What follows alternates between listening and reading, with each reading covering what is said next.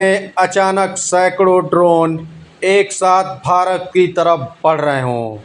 पारंपरिक missile defence system हर लक्ष्य को रोकने की कोशिश कर रहा हो, लेकिन सवाल यह हो कि आखिर कितनी मिसाइलें दागी जा सकती हैं और उसका खर्च कितना आएगा।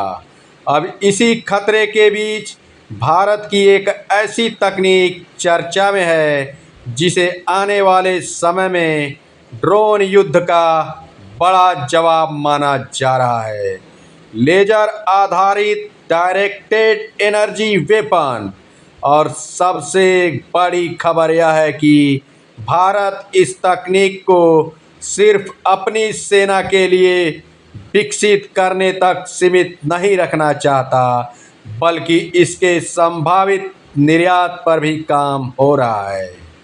रिपोर्टों के अनुसार भारत इलेक्ट्रॉनिक लिमिटेड यानी बीईएल को पिछले महीनों में कई देशों से इस तरह के सिस्टम को लेकर पूछताछ मिली है। इन देशों ने कीमत, क्षमता, मारक दूरी, तैनाती और अपनी ज़रूरत के मुताबिक सिस्टम में बदलाव जैसी जानकारियां मांगी हैं। यानी मामला सिर्फ हथियार बनाने तक नहीं है, मामला अब हथियार बेचने के बाजार तक पहुंचने का है। लेकिन सवाल है, दुनिया को आखिर लेजर हथियार की इतनी ज़रूरत क्यों महसूस हो रही है? इसका सबसे बड़ा कारण है ड्रोन का तेज़ी से बढ़ता खतरा। आज युद्ध का मैदान सिर्फ टैंक, मिसाइल और लड़ाकू विमानों तक सीमित नहीं रह गया है। छोटे और सस्ते ड्रोन भी युद्ध का रुख बदल सकते हैं। एक महंगे डिफेंस सिस्टम के सामने कम कीमत वाला ड्रोन भेजना रणनीतिक रूप से बेहद परेशान करने वाली चुनौती बन चुका है। यहीं पर लेजर हथियार की उपयोगिता सामने आती है। पारंपरिक मिसाइल सिस्टम में हर लक्ष्य को रोकने के लिए इंटरसेप्टर मिसाइल की ज़रूरत पड़ सकती है। मिसाइल खत्म होगी तो उन्हें दोबारा लोड करना पड़ेगा और हर इंटरसेप्शन की लागत भी काफ़ी अधिक हो सकती है। लेकिन लेजर सिस्टम का सिद्धांत कुछ अलग है। यह लक्ष्य पर बेहद केंद्रित ऊर्जा डालता है और पर्याप्त शक्ति मिलने पर ड्रोन के महत्वपूर्ण हिस्से को निष्क्रिय कर सकता है। इसकी सबसे बड़ी खासियत यही है कि हर लक्ष्य के लिए अलग मिसाइल खर्च नहीं करनी पड़ती। यानी भविष्य के युद्ध में मुकाबला सिर्फ यह नहीं होगा कि किस देश के पास ज़्यादा मिसाइलें हैं, मुकाबला यह भी होगा कि किस देश के पास सस्ती और लगातार चलने वाली एंटी ड्रोन तकनीक है। और यही कारण है कि दुनिया के कई देश डायरेक्टेड एनर्जी हथियारों पर तेजी से काम कर रहे हैं।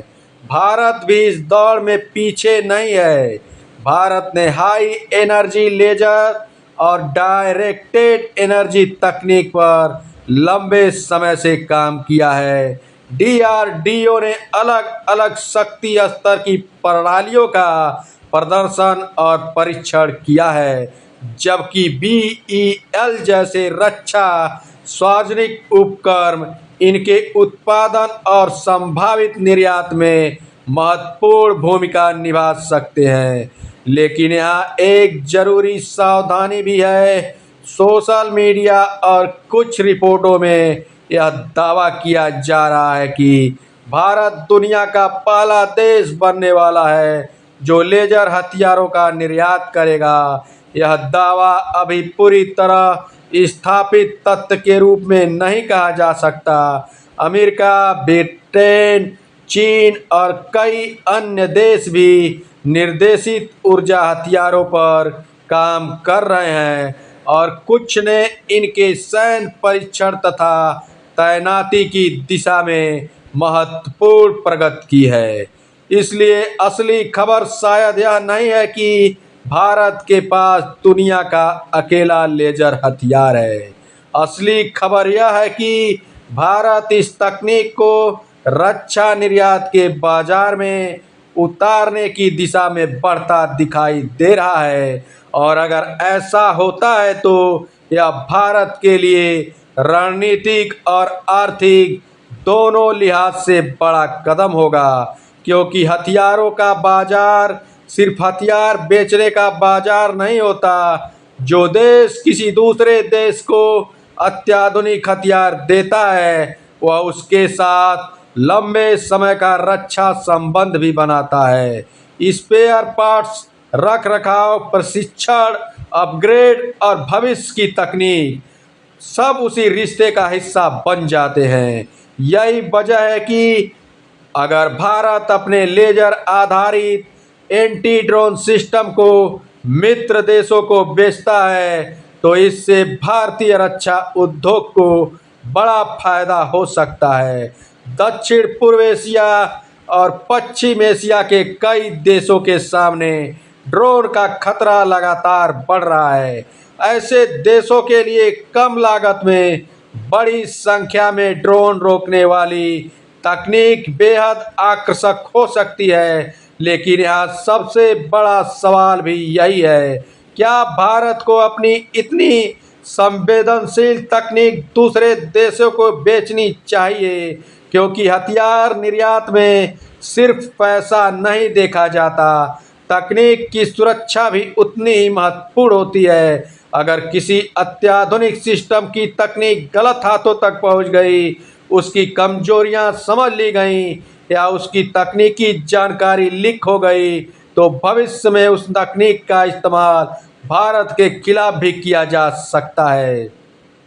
इसलिए भारत को अगर निर्यात के दिशा में आगे बढ़ना है, तो संभवतः तकनीक के संवेदनशील हिस्से को सुरक्षित रखते हुए नियंत्रित निर्यात मॉडल अपनाना होगा। यानी पूरी तकनीक नहीं, बल्कि ऐसा सिस्टम जिसकी क्षमताएं, सॉफ्टवेयर और महत्वपूर्ण तकनीकी हिस्से भारत के नियंत्रण में रहे।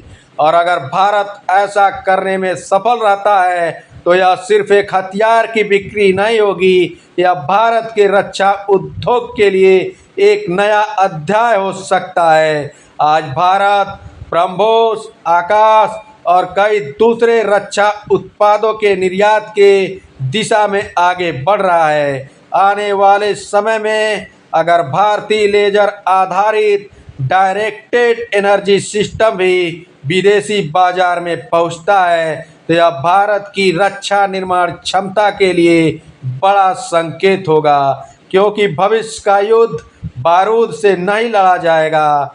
भविष्य का युद्ध इलेक्ट्रॉनिक, कृत्रिम बुद्धिमत्ता, सेंसर, साइबर तकनीक और निर्देशित ऊर्जा से भी लड़ा जाएगा।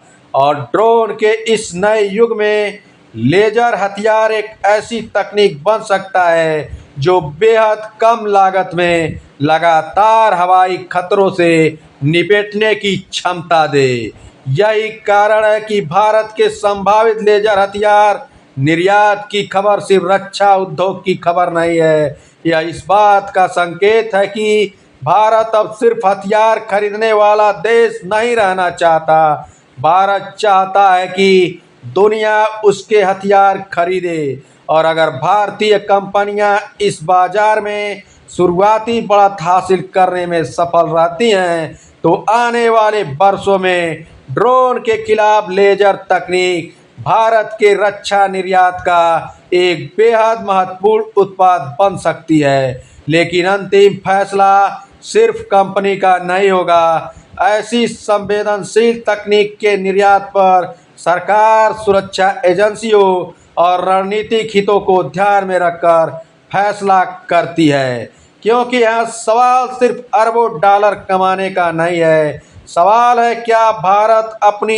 अत्याधुनिक तकनीक को सुरक्षित रखते हुए दुनिया के लेजर हथियारों के बाजार में प्रवेश कर सकता है? अगर जवाब हाँ है, तो आने वाले वर्षों में आसमान में उड़ते ड्रोन को रोकने की लड़ाई में भारत सिर्फ एक खरीदार नहीं, बल्कि दुनिया के बड़े तकनीकी आपूर्तिकर्ताओं में से एक बन सकता है।